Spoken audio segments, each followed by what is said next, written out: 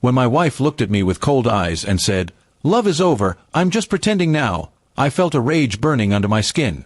For years, I had been loyal, faithful, and devoted, only to hear that she had been living a lie. I didn't beg, didn't plead. I stared back and said, "Then stop." But inside, I was already planning. She thought she had killed me with those words.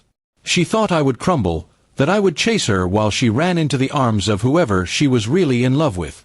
But she didn't know me. She didn't know what I was capable of when betrayed. The very next day, I started digging. Her phone, her laptop, the unexplained late nights, it all made sense. There was another man. A coworker who had been circling her for months. She thought I was blind, but I gathered every message, every picture, every receipt. Piece by piece, I built a case, not for her love, but for her downfall. I kept playing the quiet, heartbroken husband. She believed it. She thought I had accepted defeat, while secretly, I prepared my revenge. I met with a lawyer and made sure the house, the accounts, and even her car, all in my name, would be locked beyond her reach. She had taken my heart for granted, but I wasn't about to let her take my life too. Weeks later, she finally packed her bags. She smiled like she was free, like she had won. I helped her load the last box into her car, my face calm. "Good luck," I said, but my voice was steel. She didn't know the storm waiting for her. The next morning, her world collapsed. Her card declined, her phone service cut off, and her access to the house revoked. Everything she thought she had taken from me was gone. She called, furious, but I didn't answer.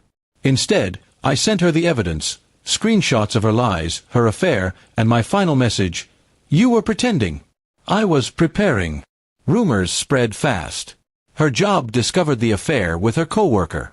The man dumped her within days, not wanting the stain of scandal.